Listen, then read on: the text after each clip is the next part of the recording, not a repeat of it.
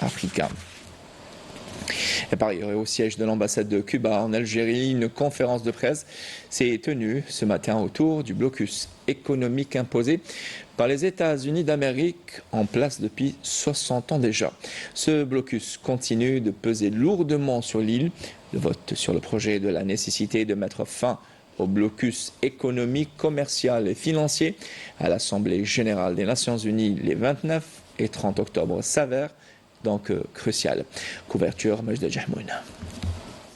Cet embargo, on va le définir comme une violation. Frappé par de nombreuses contraintes financières, Cuba subit une grave crise énergétique récemment marquée par une coupure d'électricité de 3 jours ayant affecté l'eau potable et la conservation des aliments. Résultat du blocus qui lui est imposé depuis plus de 60 ans par les États-Unis d'Amérique, provoquant des pénuries touchant tous les secteurs, notamment énergétiques et alimentaires. Cuba réitère sa dénonciation de ce blocus et espère mettre fin à cet embargo inhumain le plus tôt possible. C'est un blocus qui a été imposé par le gouvernement américain officiellement en 1962. Mais ça existe même avant, depuis même le triomphe de la Révolution en 1959. Si les Américains pensent que le blocus n'est pas la cause fondamentale, pourquoi pas ils ne l'élèvent pas? Pourquoi ils n'élèvent pas le blocus? Qu'ils essayent de l'élever un jour, une semaine, un mois, une année.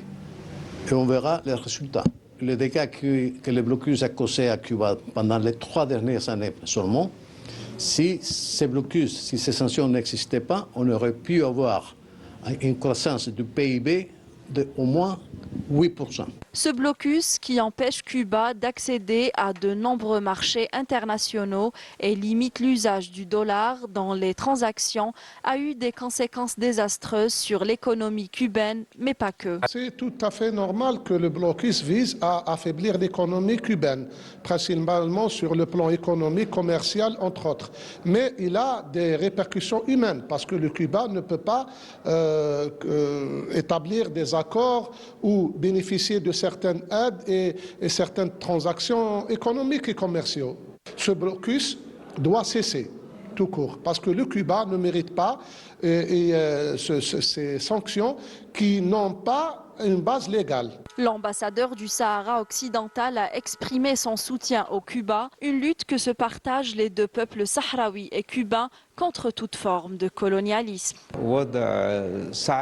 La situation est difficile à Cuba, surtout après la récente coupure d'électricité de 3 jours qui a affecté la conservation des aliments. L'explication de son Excellence, l'ambassadeur de Cuba, est importante pour adopter le projet intitulé « Nécessité de mettre fin au blocus économique, commercial et financier » à l'Assemblée générale des Nations unies le 29 et 30 octobre.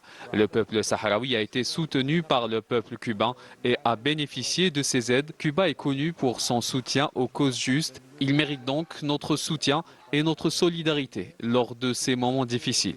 Alors que tout le monde attend la décision de l'Assemblée générale des Nations unies, Cuba demeure un symbole de résistance face aux pressions extérieures soutenues par des alliés en faveur de la justice.